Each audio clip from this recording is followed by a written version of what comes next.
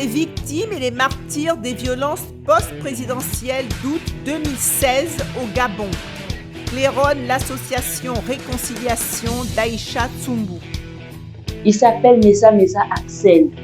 C'est un Gabonais qui est mort par balles, les balles de la République qui ont mis ce garçon au sol.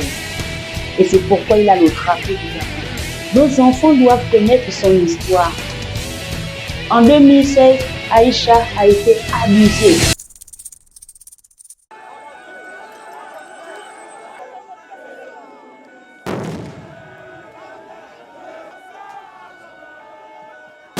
Justice et politique, nous restons au Gabon. Le silence plat autour du sort des victimes des violences post-présidentielles d'août 2016 et dont le point culminant de la chasse à l'homme a été l'attaque à l'arme lourde contre le QG, c'est-à-dire le quartier général du candidat de l'opposition d'alors Jean Ping, continue de préoccuper les membres de l'association Réconciliation, majoritairement constituée de victimes et de parents de victimes. Une association qui est le moteur de la revendication portant mise en place d'une commission Vérité, Justice, Réconciliation et Réparation pour poncer les plaies de cette page sombre de la démocratie gabonaise.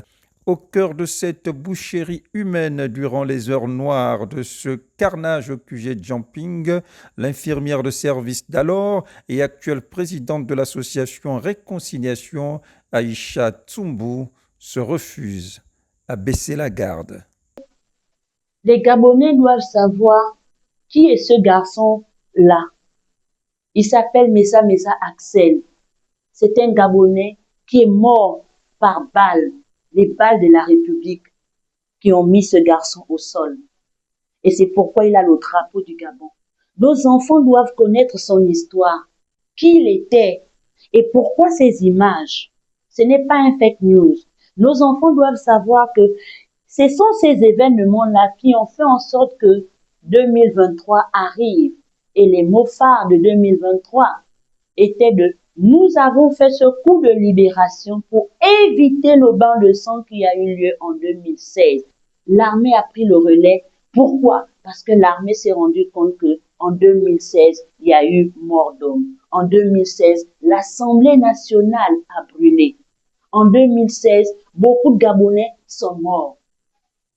En 2016, Aïcha a été abusée. En 2016, beaucoup de Gabonais ont été d'abord abusés, puis assassinés et puis disparus.